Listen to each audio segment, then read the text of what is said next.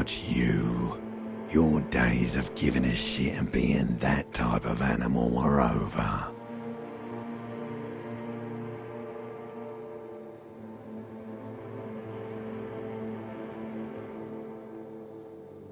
Do you really?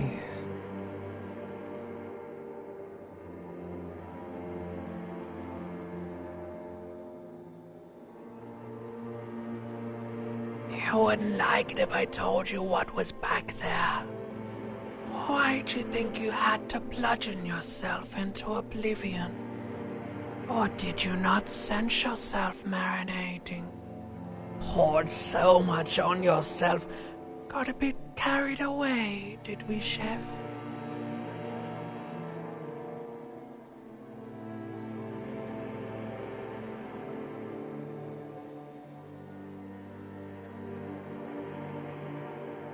Fear and apprehension. You should ask what's out there first.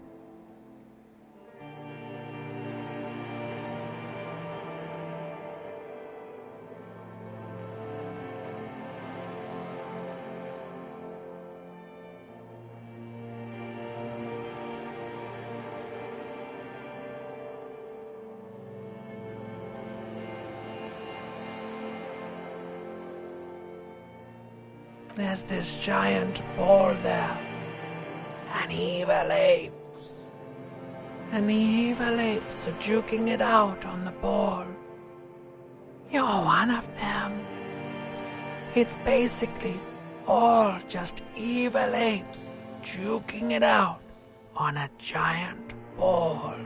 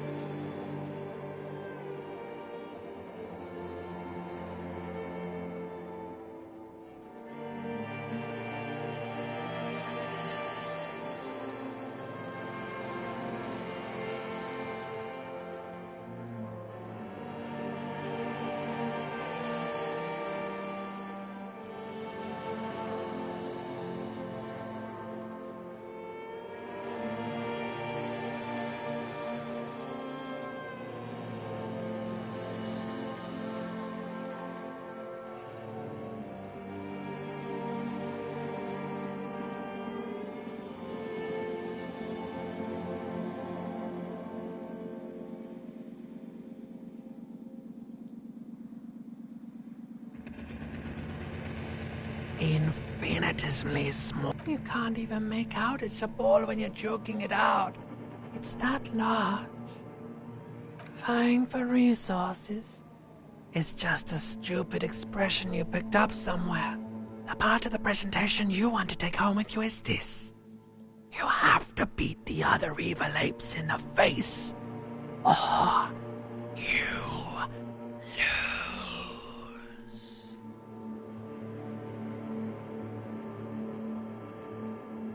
Somewhere in the sore, bloated man-meat around you. A sensation.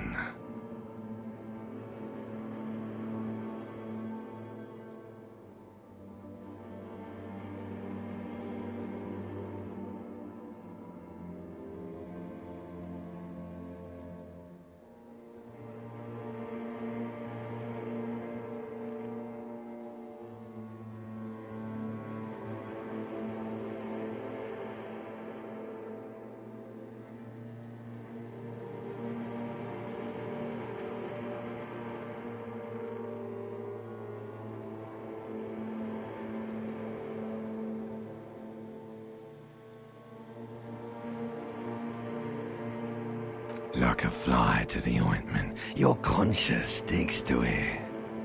The limbed and headed machine of pain and undignified suffering is firing up again. It wants to walk the desert, hurting, longing, dancing to disco. You can take it. You're a champion.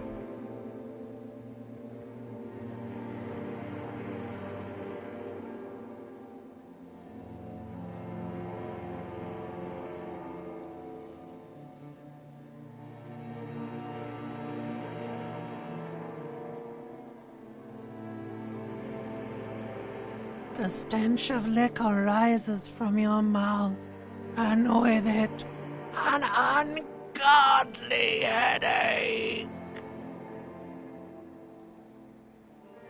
A fiery streak penetrates your skull, trying to force your eyes open.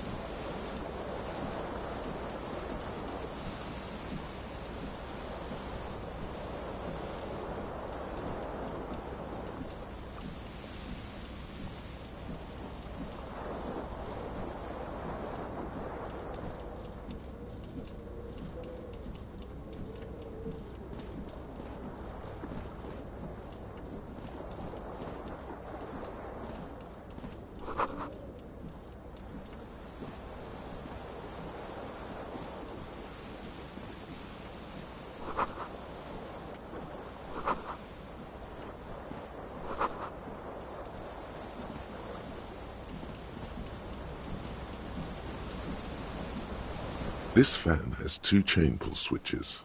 One ends in a tiny fan, the other in a light bulb. A truly horrific necktie as some, or has it been consigned there as punishment? You feel as though this creature is your friend and wants to reattach itself to your neck so that you may continue your adventures together in this strange world.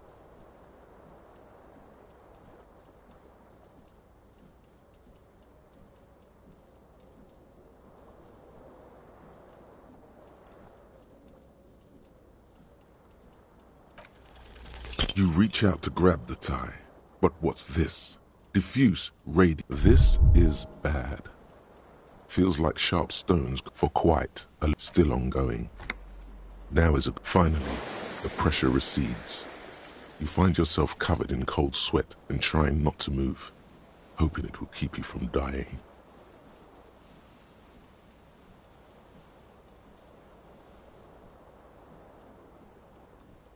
The blades come squeaking to a halt. It should be easier to reach the tie now. Oh no, it's happening again. You didn't catch it, and now there's a numbness in your left arm, plus half your chest.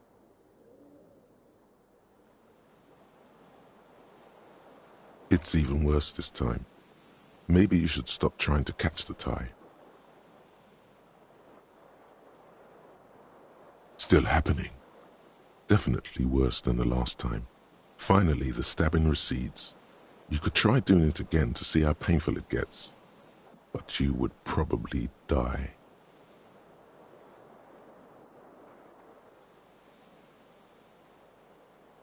A terrible mistake.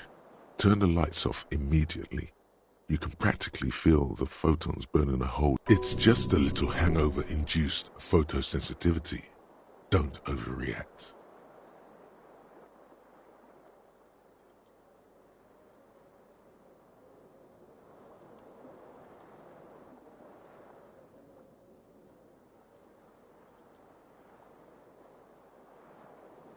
Little black spots dance on your retinas. It's almost pleasurable. The switch must be broken because nothing happens.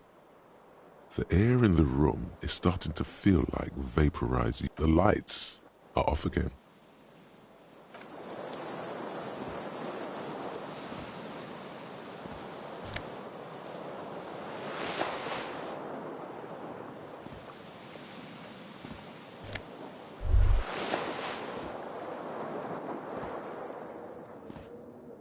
The window stands broken in its frame. Cold wind blows in. The morning light hurts your eyes. It's hazy, but you see the ocean and some war-torn buildings. The shards face outward. Whatever broke this window came from a fine web of scarring covers the back of your right hand, but none of it is recent. More likely a projectile than a held object. There are no fragments on the floor from pulling a tool back in after impact. It is too large for a bullet, yet too small for a piece of furniture. Like the green shoe that's on the hat rack in the corner, which, coincidentally, congratulations, you smashed the window with your own shoe. Now you only have one. If you're lucky, you can still find the other on the balcony outside. The door to it should be outside your room. A cool wind gushes in. Your toes curl up from the cold.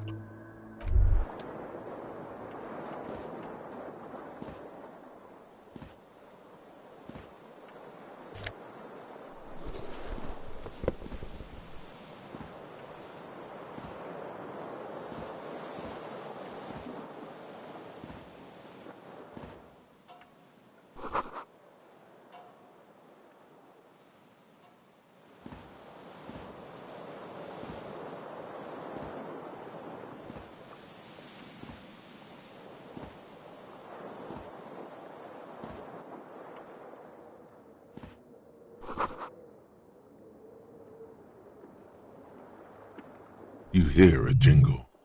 Keys are clinking in the pocket of your flare-cut pants.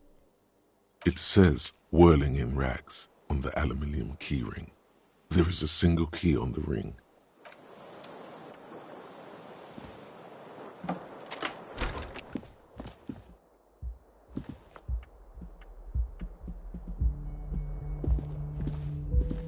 Hello, officer.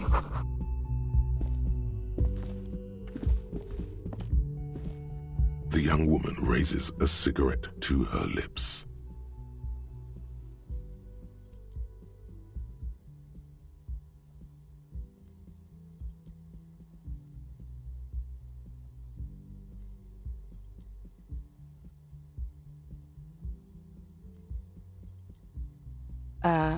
No. There's only one solution to this. You're a businessman. The young woman shakes her head slowly. No. You're a police officer, sir.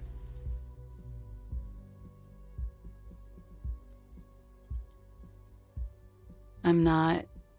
Unless you've been shitting us all this time.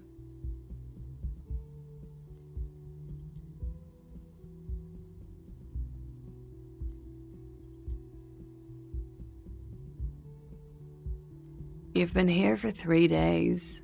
On official police business. Couldn't say. In truth, so far, mostly drinking.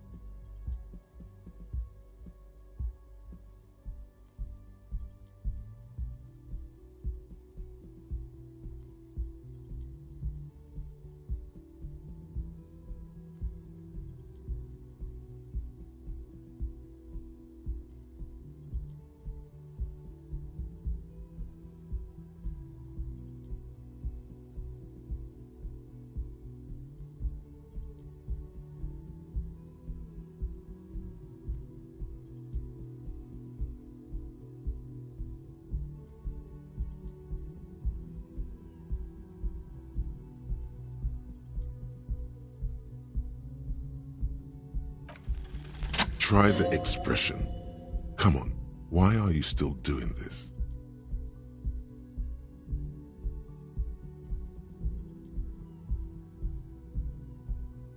Alcohol raises testosterone levels, especially in men. The levels remain elevated after inebriation ends and the pain begins. She puts out her cigarette.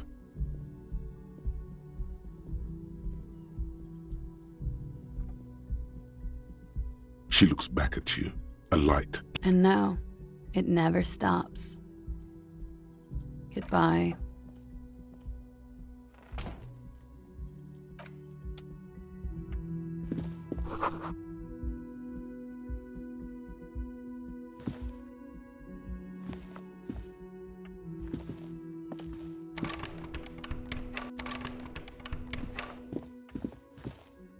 The door is closed. There is no answer. You hear the shower being turned. A tremendous loneliness comes over you. Everybody in the world is doing something without you.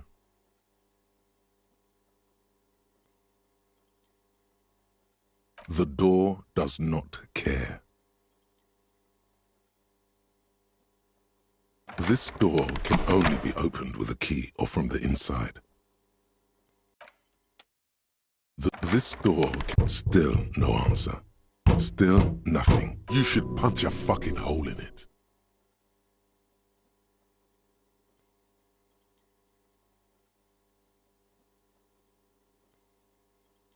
The murmur in your ears recedes slowly. Your breathing normalizes.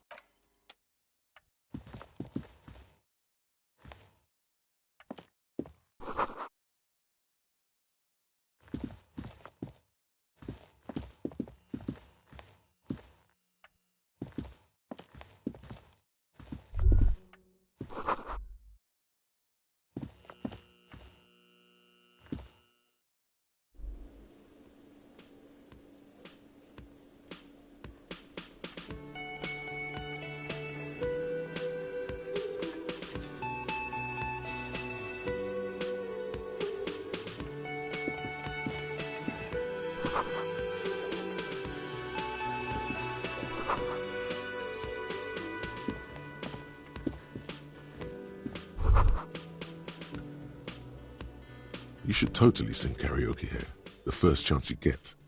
Your emotions need to be expressed.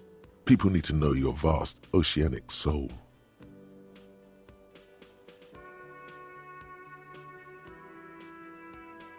Of course, at this point, precise measurements of your soul through a PA system, by other people, whether they like it or not. Ram it up their ears, says your adrenaline gland. Violently express yourself. You have not yet stumbled on the right lamentation, but it's out there. It'll come to you. You will wreak havoc with it. Don't worry. Serves them right. Wipe that smirk off their face with your sad, tragic song. Who's laughing now? You have to find something tragic to sing first, though.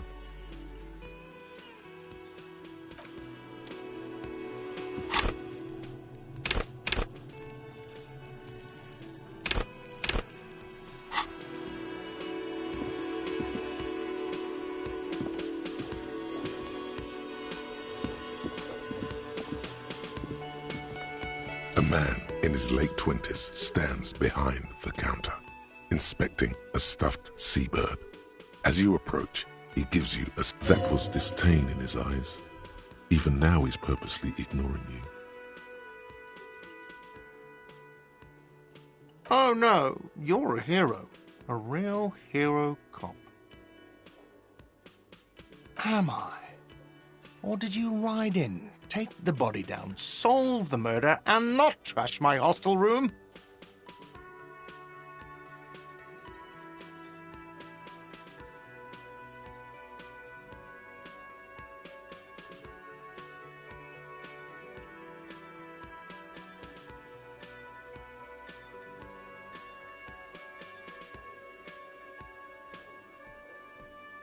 No, you see, actually, you didn't. You haven't done anything even remotely useful since you got here. No, I haven't seen you around. I'm not always here.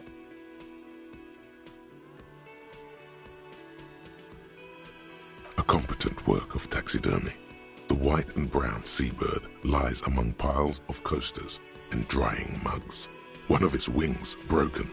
The man looks like the bird was ripped off the shield that was used. Something about it makes you feel bitter. Look, your buddy is over there. Why don't you go and talk to him, okay? He pretends not to hear you, concentrating on... No, I'm not the bartender. I'm the cafeteria manager. I have 3 cafeterias to manage. 3. Sylvie tends the bar here, not me. I'm only standing in. She just, you know... There's something there, and it's not good. That's all you know for now. A competent looks like something about it makes... Look, your buddy... Why don't you go and... He pretends not to hear you.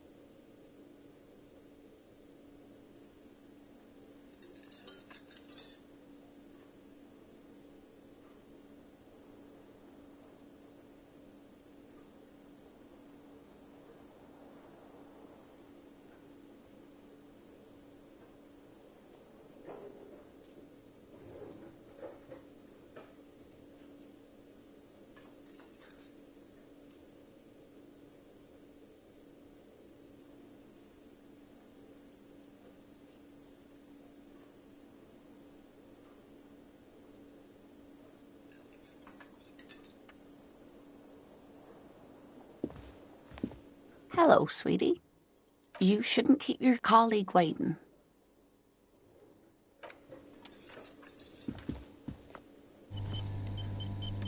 A bespectacled man in an orange bomber jacket is tapping his foot on the floor. Looks like he's waiting for someone. As you approach, he narrows his eyes and extends his hand in greeting. If an assault were launched on this building right now, if the windows came crashing down and the whole world descended upon you, this man would hurl himself in death's way to... Hello, I'm Kim Kitsuragi, Lieutenant, Precinct 57. You must be from the 41st. You realize he's waiting for your name. This is your chance to come up with a really good name for yourself. Get creative. Conceptualize. Raphael Ambrosius Cousteau.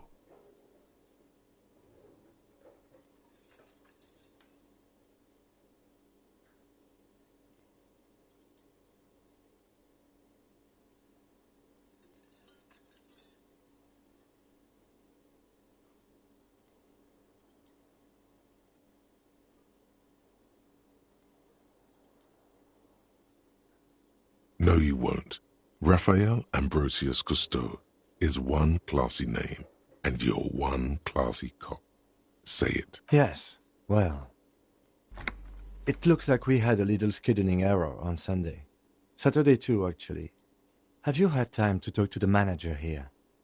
If you don't mind, we should talk to him again. Ask him for a rundown of the area. Now that I'm here as well. I understand the scene is out back, right?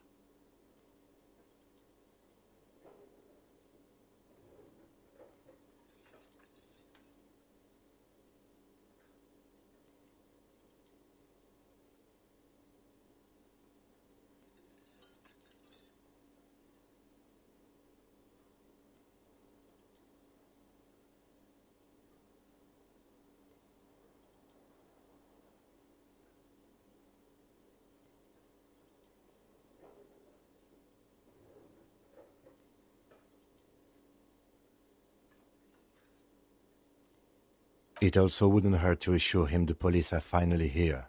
In full force, I mean. Have you mapped out the initial interviews?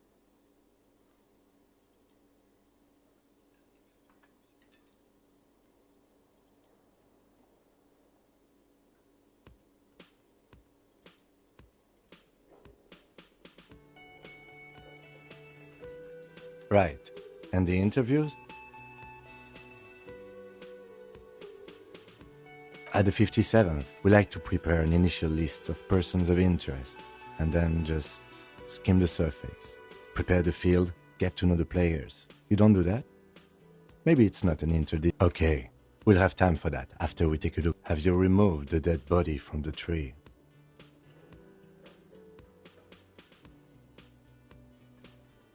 Does that mean the body is no longer in the tree? Sure, but did you take it down from the tree?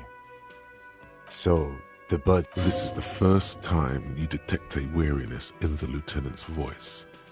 It is obvious he would have preferred for the body to no longer be in the tree.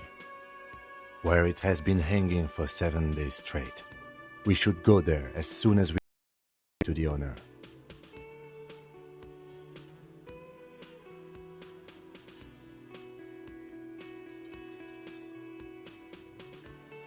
I was sent here to meet a detective from Precinct 41. You have the insignia of the Citizens Militia. I suppose you could be impersonating him.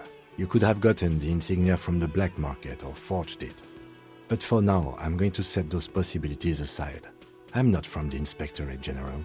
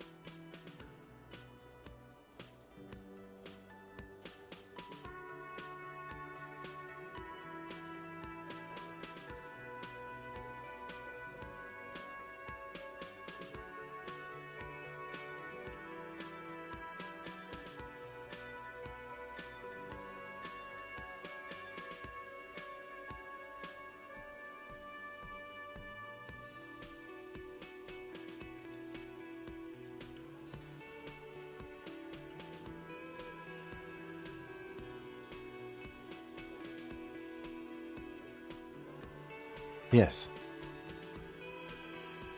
They are not just white rectangles. They bear a halogen watermark with the letters RCM and a pattern resembling the street grid of Revachol West. I would ask you to step into the headlights of my motor carriage, but again, it's none of my concern.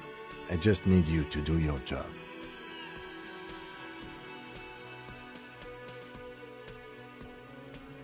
You mean you don't have a badge?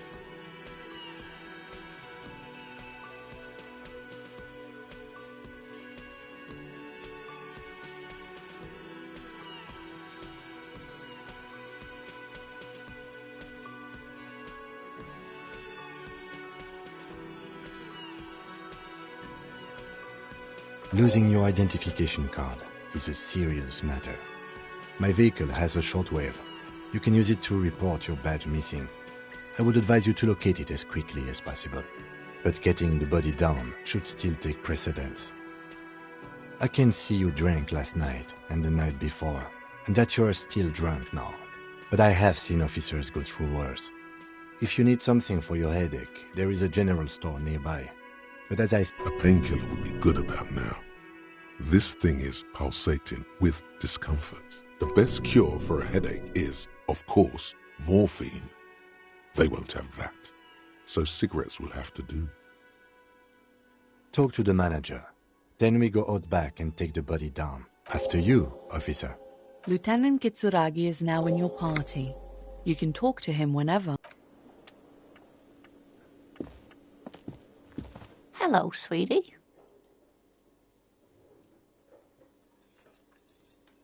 Wait, who's Sweetie.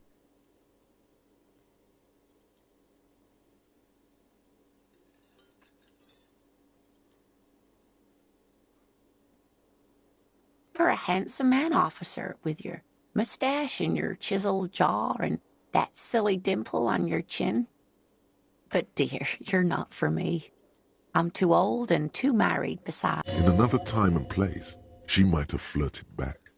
But that ship... You must forgive me. I'm getting so scatterbrained. I completely forgot to introduce myself. I'm Lena. My husband Morel and I are staying with our friend Gary just down the street, but I come here for tea when they're away.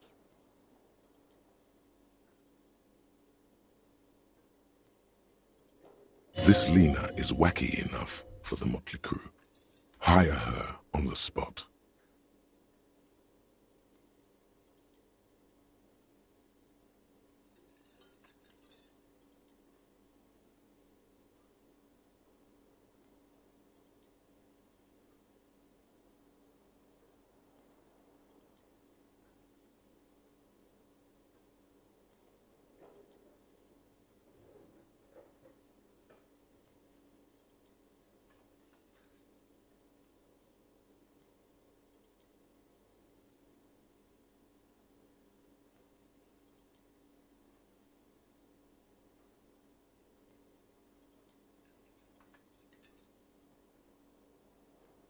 Yes, officer.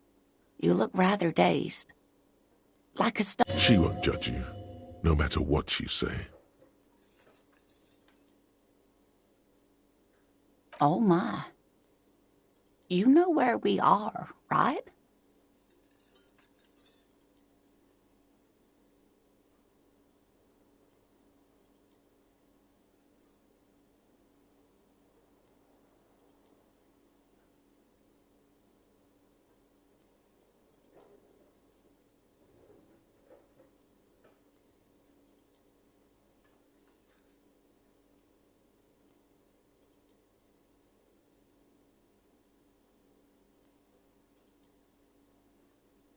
That's right.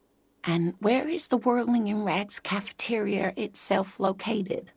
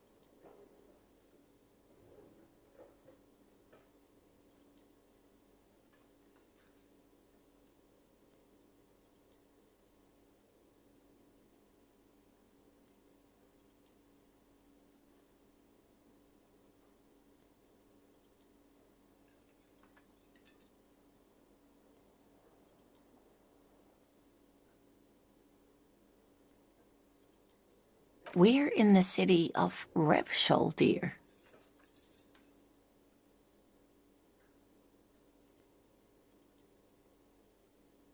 How would I even begin to tell you? Revshol is the most beautiful city in the world. We're fortunate to be here, you and I.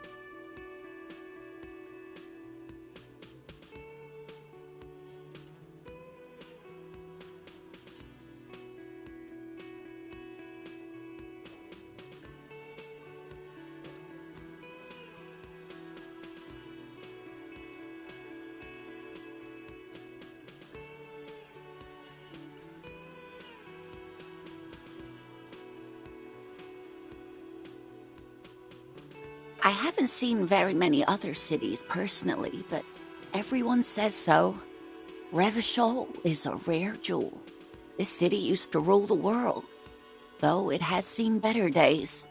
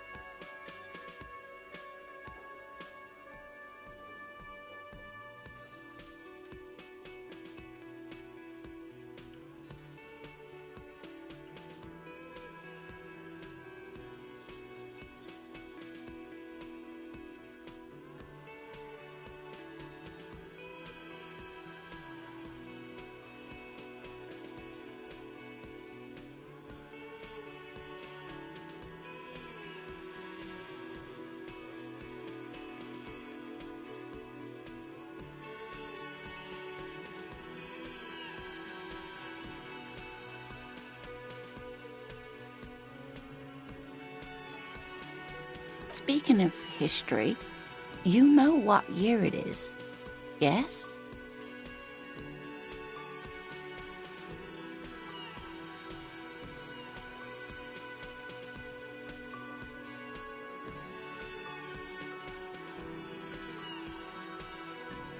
That's right, dear. How splendid. Here, take this pen. Knowledge should always be rewarded. Her relief is palpable. She was getting pretty worried about you there, but now she relaxes her shoulders.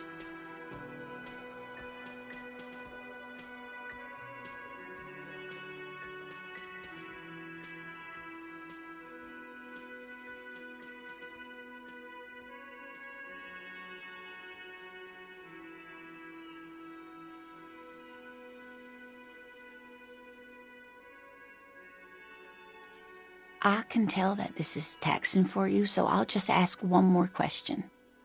What regime are we living under? What mode of government?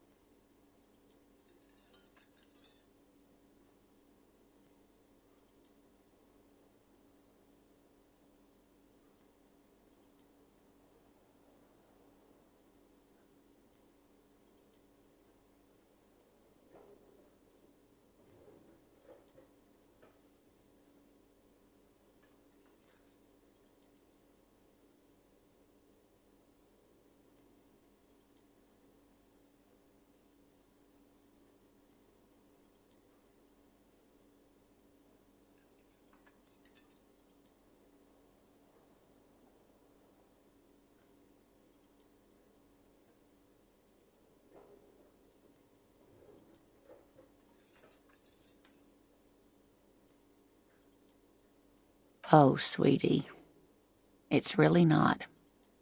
There used to be people who thought that way. other people who wanted those things, but they all went extinct. Revachol is a zone of control led by an alliance of foreign powers called the Coalition. We have almost no government of our own, and certainly no dictatorship of the proletariat.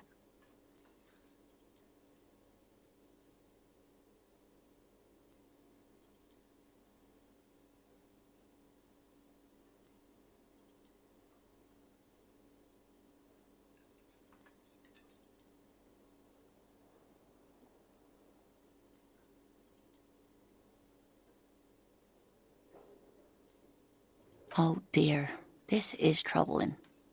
You really ought to know that, being one yourself. There aren't any cops in Revachol, not in the traditional sense. The status of law enforcement has been a complicated matter since the revolution. But we should stop for today, sweetie. You look like you need a break. Besides, I'm not the best person to explain the big things to anyone.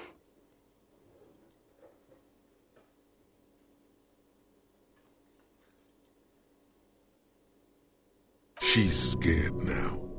She's realized you really are brain damaged.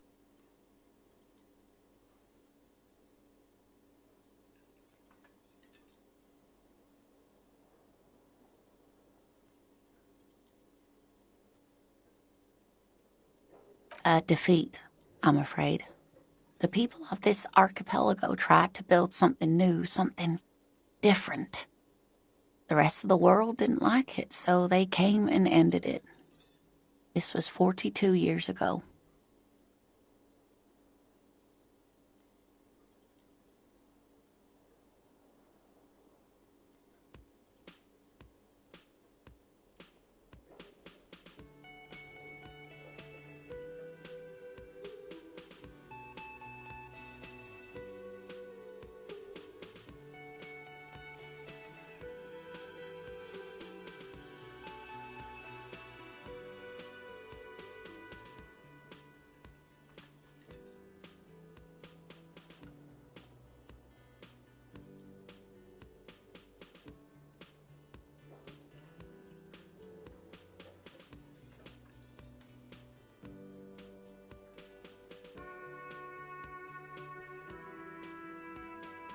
Of course, sweetie. I really don't know how to I'm just a poor woman, she thinks.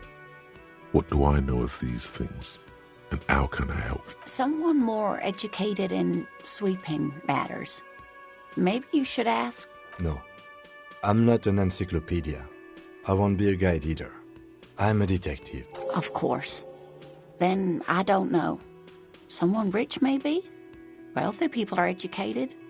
Though I don't know where you would find a wealthy person in Martinez.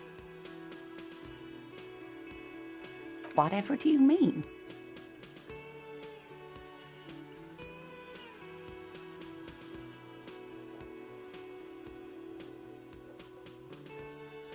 Sequence killers? Oh my.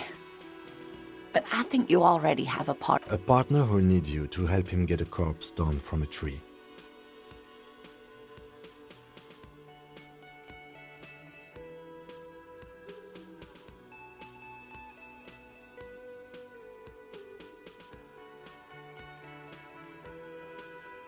I can assure you with absolute certainty, there are no... Now, gentlemen, no need to squabble.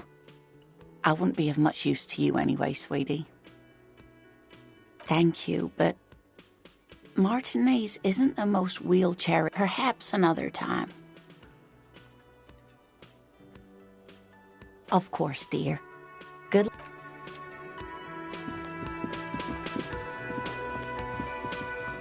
The man with the unimpressive beard notices you approaching. He drops the ledger he was holding and turns to the lieutenant. Mr. Gart, right? You run this place.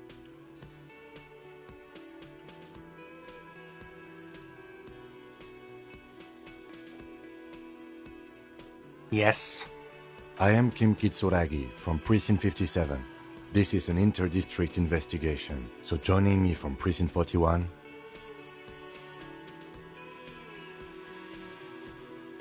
Fantastic.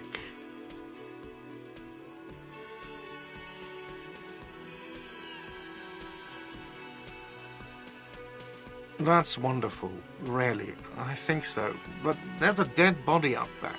No one wants to work in these conditions. Sir, I understand your concern, but we are here to do a job. And first... Yes, of course. For a moment, the cafeteria manager fidgets under the lieutenant's. I know it took us a while to arrive at the scene, but it also took you a while to call us. It was you who placed the call, correct?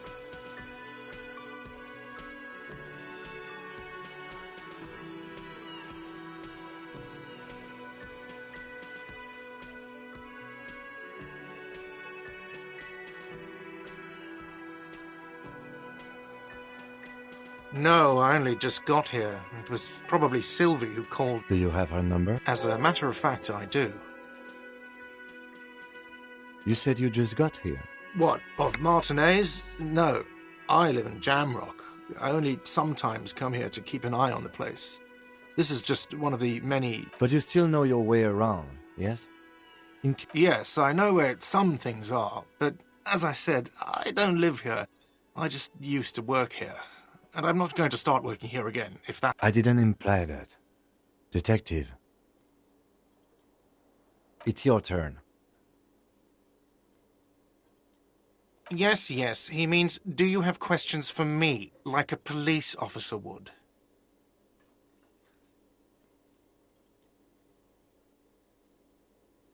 I don't know who killed him. I'm not the police. That's your job.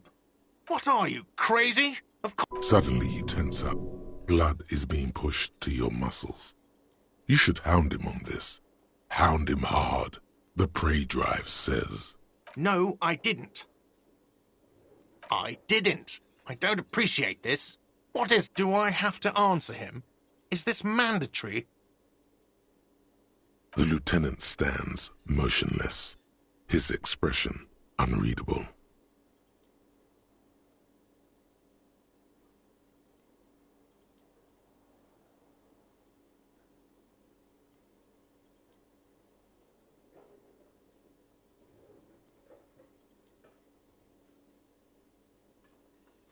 What are you, an idiot? I told you I haven't killed anyone. He ignores you. Behind this building, there's a courtyard. They hoisted him up on a tree there. That's easy. See that door there? First you exit through that. Then, to your right, you should see a big hole in the fence. A really big one. You can get to the courtyard through there. No need for the keys. The hole is big enough for the Franco-Nigerian cavalry to fit through.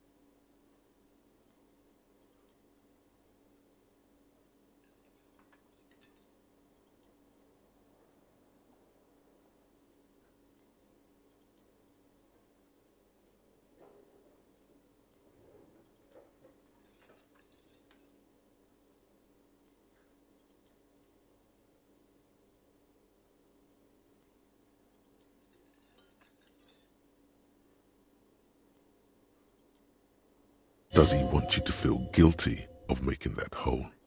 It's implied in his voice. She went away because none of your business. Oh my God, what is your obsession with this? Maybe it's he who's obsessed with this Sylvie person. Certainly sounds like it.